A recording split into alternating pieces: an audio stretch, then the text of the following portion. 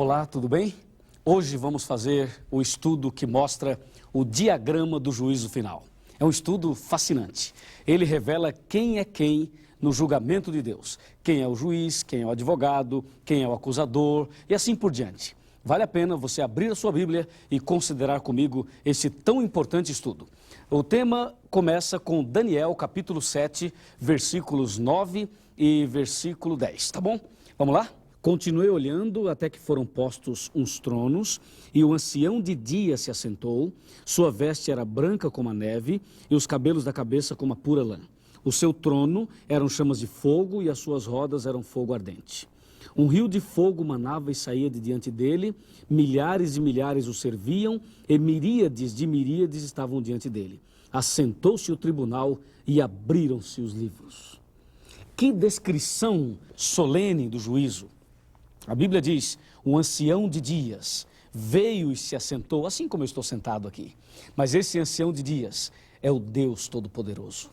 Ele se assentou e diz a Bíblia, começa o juízo. A Bíblia mostra Deus com cabelos brancos. Pergunto, será que Deus é um velhinho? Um bondoso velhinho? Não. Quando a Bíblia mostra cabelos brancos em relação a Deus, em nenhum momento a Bíblia está falando da idade de Deus, e sim da eternidade de Deus. Cabelos brancos simboliza experiência, simboliza segurança e simboliza eternidade. Todas as vezes que você ver alguém de cabelos brancos, por favor, respeite no mínimo. E se ele te falar alguma coisa, ouça com atenção. Porque pessoas com cabelos brancos significa que essas pessoas têm muita coisa para ensinar. São experientes demais. E quando a Bíblia diz que o ancião de dia se assentou e os cabelos eram brancos, isto quer dizer que Deus sabe o que fala. Na descrição que o profeta faz, na cena do juízo, ele diz, assentou-se o tribunal e abriram-se os livros. Logo, logo, você vai ter a oportunidade de estudar sobre os livros do juízo. Mas o profeta diz, o seu trono tinha chamas de fogo e as suas rodas fogo ardente. Uma pergunta, por que neste texto da Bíblia, falando sobre o juízo final, por que aparece fogo? Qual a razão? Olha, o fogo significa duas coisas. Primeiro, o fogo queima para destruir e ao mesmo tempo ele pode queimar para purificar. O fogo no juízo, quando ele aparece nesta cena que o profeta Daniel descreve, isso significa que no juízo final, ou o juízo final, é para definir. Ou a pessoa vai ser purificada e salva pelo fogo do Espírito Santo, ou ela vai ser queimada e destruída pelo fogo do inferno. O fogo pode queimar e destruir, ou pode queimar e purificar. E eu espero que hoje você seja queimado pelo fogo do Espírito Santo. E quando eu falo queimado, você me entenda bem. Queimado os pecados, queimada a velha natureza, queimado aquilo que não é bom. É melhor que o fogo do Espírito Santo possa tirar as arestas, tirar o pecado queimando pelo fogo purificador, do que depois passarmos pelo fogo destruidor. Você não acha? Vale a pena. Então, vem aqui comigo e vamos relembrar algumas coisas do estudo anterior. O juízo final, lembra? Ele está dividido em 3 fases. A primeira fase é a fase de investigação, a segunda de comprovação e a terceira de execução. Aqui nós temos as 3 fases do juízo. Vem comigo e eu vou te mostrar na tela os detalhes das 3 fases para relembrarmos o estudo anterior. Está bem? Acompanhe atentamente porque isto é muito importante. Vamos lá. As 3 fases do juízo. A primeira fase, juízo de investigação. Você pode olhar aqui, investigação está acontecendo agora. Apocalipse 14, versículo 6 e versículo 7. Esta primeira fase, investigação, ela vai terminar um pouco antes da volta de Jesus. Conforme diz o livro do Apocalipse, capítulo 18, versículo 8. A segunda fase é a fase de comprovação. A fase de comprovação acontece exatamente, ou vai acontecer exatamente durante os 1000 anos. Não se esqueça que o período de 1000 anos começa com a volta de Jesus e termina com a descida da Cidade Santa. E a terceira fase do juízo é a fase de execução. é quando Deus dá o veredito final, é quando Deus dá a sentença final. A fase executiva acontecerá após os 1000 anos, quando a Cidade Santa já estiver aqui na terra e quando todas as pessoas estiverem em pé diante de Deus. Inclusive, aqueles que já morreram ressuscitarão e todas as pessoas, desde Adão, desde Caim até o último a existir, todos estarão em pé diante de Deus. E aí sim, a fase executiva do juízo final. Agora, você precisa entender quem é quem nesse julgamento. Vamos analisar no computador e também na Bíblia quem é quem nestas 3 fases do juízo. Me acompanhe, por favor. Quem é quem nas 3 fases do juízo? Está preparado? Vamos analisar. Pega a sua Bíblia, pode chegar aqui e aqui no computador, exatamente, você pode olhar. Nós precisamos descobrir agora quem é o juiz, quem é o advogado, quem é o acusador, ou quem serão as testemunhas, quem vai ser réu e qual vai ser a lei usada como norma para o juízo. E aqui eu tenho o diagrama do juízo final. O juiz, na primeira fase, na segunda fase e na terceira fase. Se eu fosse ler todos os versículos para explicar isto, nós precisaríamos ler pelo menos 20 versículos da Bíblia. Nós não temos tempo hábil para isso, mas você vai poder tomar nota, porque eu vou dizer onde está escrito cada resposta para estas perguntas. Por exemplo, quem é o juiz? De acordo com o Salmo capítulo 50, versículo 6, ali deixa claro, a Bíblia é muito clara e diz, Deus é o juiz. Coloca essa frase, Deus é o juiz. Deus é o juiz na primeira fase. E nós precisamos saber quem é o advogado na segunda fase, na primeira e na segunda e assim por diante, e o acusador e assim todos. Eu vou colocar todos aqui para que você possa ter o quadro completo. Agora sim, Deus é o juiz na primeira fase. E aí vem uma pergunta. E na segunda fase, quem é o juiz? De acordo com o livro do Apocalipse, no capítulo 20, no versículo 4, nós encontramos, esse texto nós temos que ler, nós encontramos a seguinte afirmação. Diz assim, vi também tronos, e nestes sentaram-se aqueles aos quais foi dada a autoridade de julgar. Aqueles que receberam a autoridade de julgar, aqueles, mais de um, sim, mais de um. Se você abrir a Bíblia em 1 Coríntios capítulo 6, vamos fazer isso agora. O versículo 2 de 1 Coríntios 6. Ou não sabeis que os santos hão de julgar o mundo? Ora, se o mundo deverá ser julgado por vós, sois por acaso indignos de julgar as coisas mínimas? Não sabeis que havemos de julgar os próprios anjos? Quanto mais as coisas desta vida. Neste texto da Bíblia, nós descobrimos que os santos julgarão o mundo. Quem são os santos? Apocalipse 14, versículo 12, diz, os santos são aqueles que guardam os mandamentos de Deus. Lembra dos 10 mandamentos? Estes são os santos, aqueles que guardam os mandamentos de Deus. Portanto, eu cheguei à seguinte conclusão, baseado na Bíblia. A Bíblia me diz que os santos ou os justos, tanto faz, atuarão como juízes na segunda fase. Incrível! Juízes. Não que as pessoas salvas tomarão decisões eternas na vida das pessoas, não. Isto quer dizer que os salvos, os santos, os justos, eles participarão como testemunhas, como juízes, para comprovar tudo que Deus julgou e decidiu.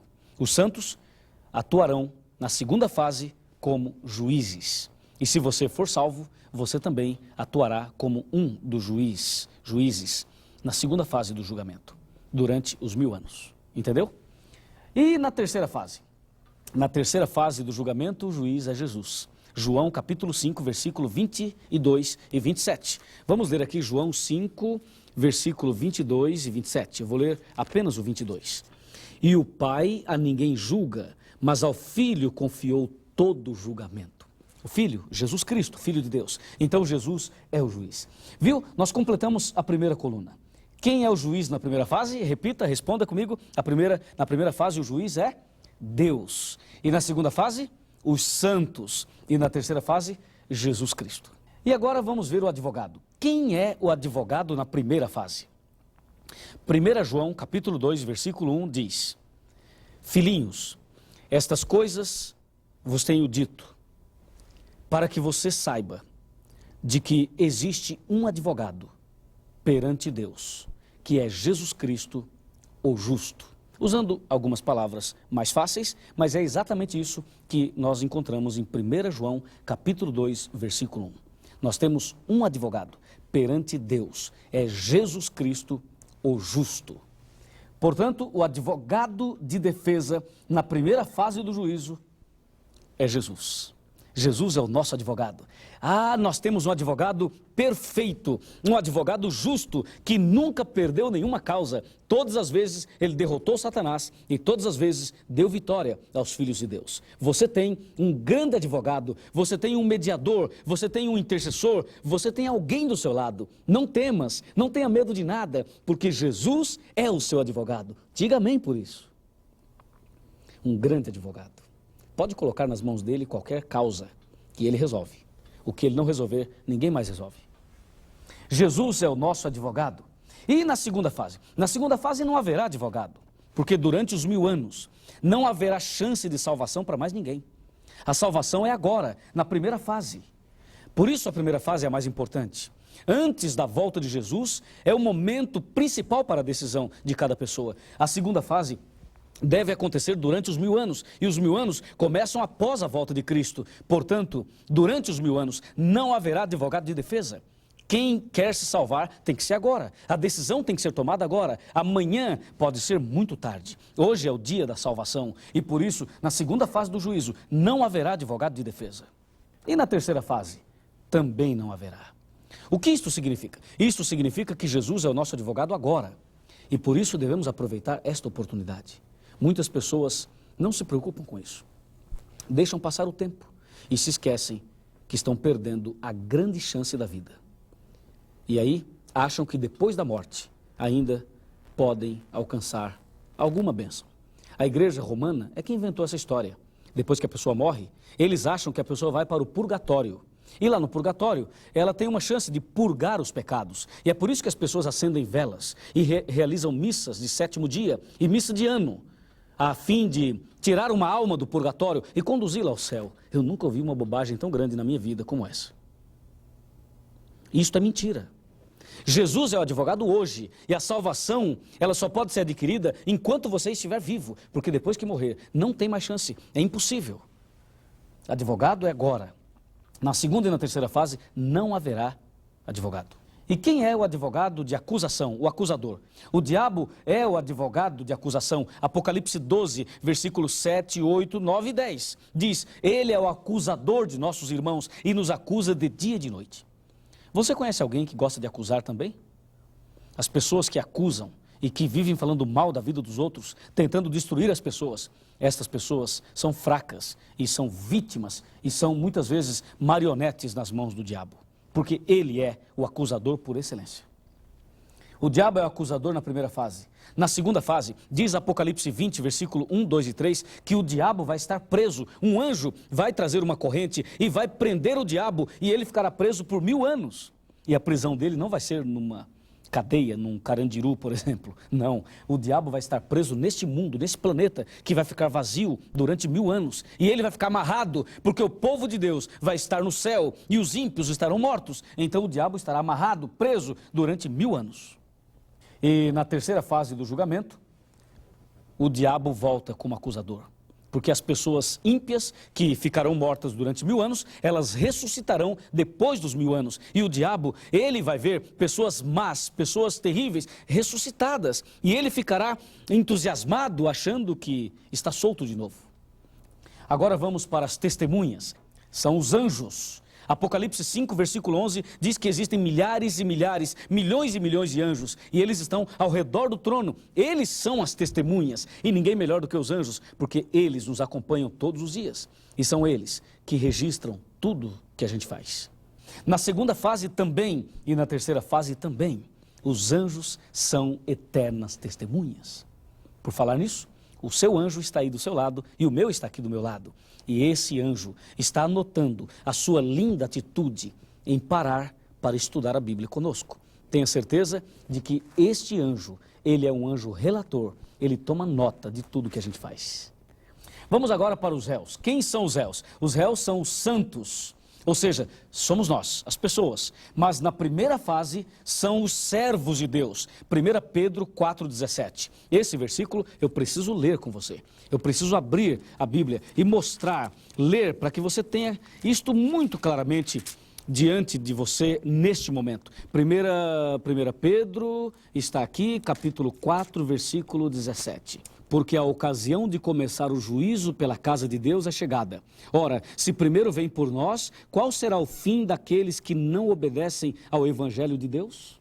A palavra de Deus é clara e diz que o juízo começa pela casa de Deus, por nós. Nós quem? Os servos de Deus. Aqueles que guardam os mandamentos de Deus. Aqueles que aceitaram Jesus como Salvador pessoal.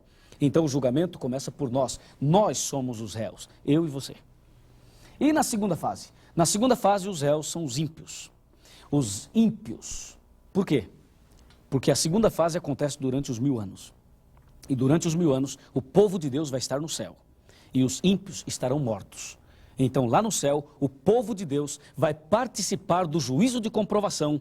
E o povo de Deus vai, com certeza, analisar a vida dos ímpios. Por que este não se salvou? Por que aquele se salvou? É o juízo de comprovação. E os ímpios serão réus.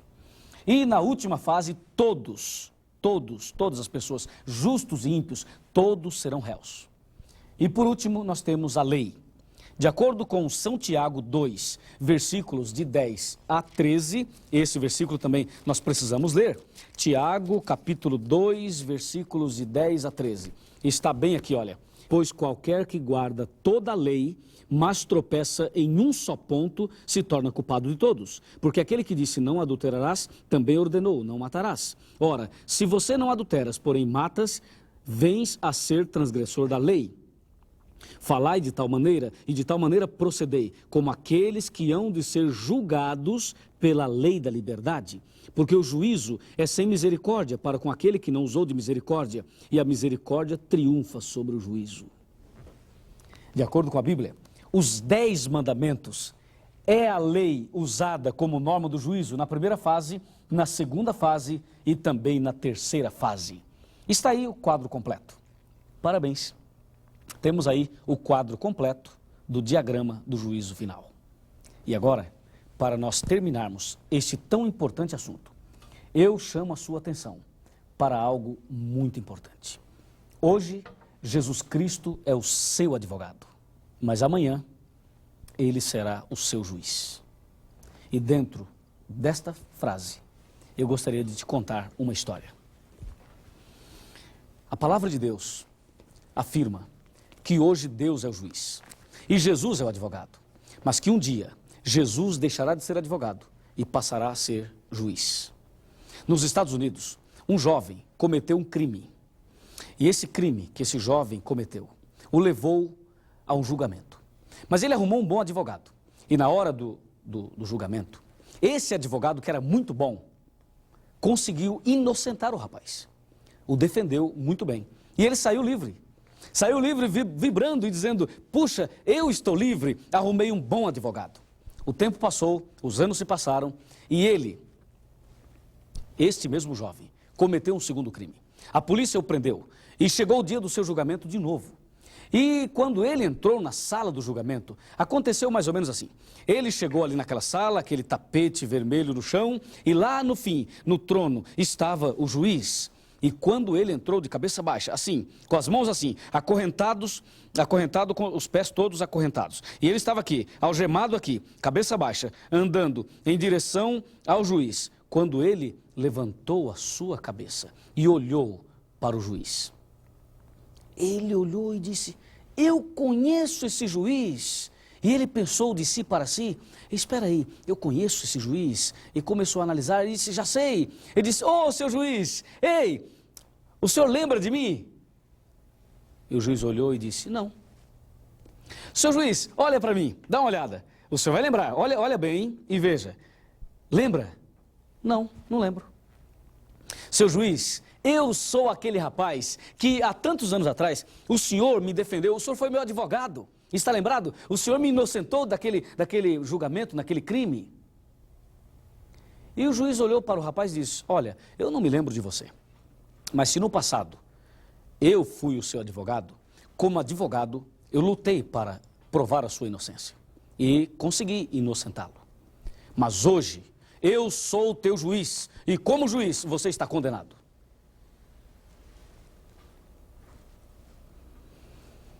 E ele foi para a cadeia. Meu amigo e minha amiga, hoje você tem um grande advogado. É Jesus Cristo. E esse Jesus maravilhoso está lutando e intercedendo por você. Mas não se esqueça, um dia Jesus Cristo vai sair do santuário celestial, vai deixar de ser advogado e vai tornar-se o juiz. Não deixe passar esta grande chance. Coloque nas mãos de Deus a sua vida e tenha certeza absoluta de que este advogado, ele tem poder, ele tem amor, ele tem compaixão suficiente para fazer de você uma nova criatura. Eu sei que você tem lutas, eu sei que você tem dificuldades, porque eu também tenho. Eu sei que você passa por momentos difíceis. Talvez você esteja agora, nesse momento, passando por terríveis lutas. Mas não importa. Esse Jesus que um dia criou você, esse Jesus que um dia morreu por você, esse Jesus que ressuscitou por você e que agora está no céu, à direita de Deus, intercedendo por você, lutando e fazendo o trabalho de mediador por você. Esse Jesus, ele pode agora colocar a mão sobre você e pode dizer, meu filho, seja qual for o seu problema, seja qual for o seu pecado, seja qual for a sua luta, venha a mim, vinde a mim e eu vos aliviarei. Jesus quer perdoar os seus pecados, Jesus quer te dar um novo coração, Jesus quer mudar a sua vida. Por isso, tome uma decisão, coloque-se de joelhos, clame a Deus e diga, ó Pai, eu quero alcançar a vitória final, eu quero alcançar a salvação. Ó Jesus, você, o Senhor, é o meu advogado e o Senhor pode fazer por mim o que ninguém pode fazer. Jesus é o seu irmão, Jesus é o seu amigo, você pode ter intimidade com Ele. Mas, acima de tudo, você deve confiar nele. E Ele, hoje, quer libertar você das garras do inimigo. Porque um dia, Ele será o seu juiz. E se você o aceita como advogado, e se você quer agora dizer, meu Pai, estamos vivendo juízo, e eu quero receber a bênção da intercessão de Cristo, eu te convido a se colocar de joelhos. E nós vamos agora clamar ao nosso Deus e vamos pedir a bênção desse Pai na minha e na sua vida. Querido Pai Celestial, obrigado por esse estudo maravilhoso que nos ajuda a compreender o plano da salvação dentro do contexto do juízo final. Jesus hoje é o nosso advogado, amanhã Ele será o nosso juiz. Por isso agora nos ajoelhamos, aceitando Jesus como Salvador e como mediador também. Abençoa essa pessoa que está agora ajoelhada comigo, pedindo a Tua misericórdia. Nas Tuas mãos eu entrego essa pessoa. Em nome de Jesus. Amém.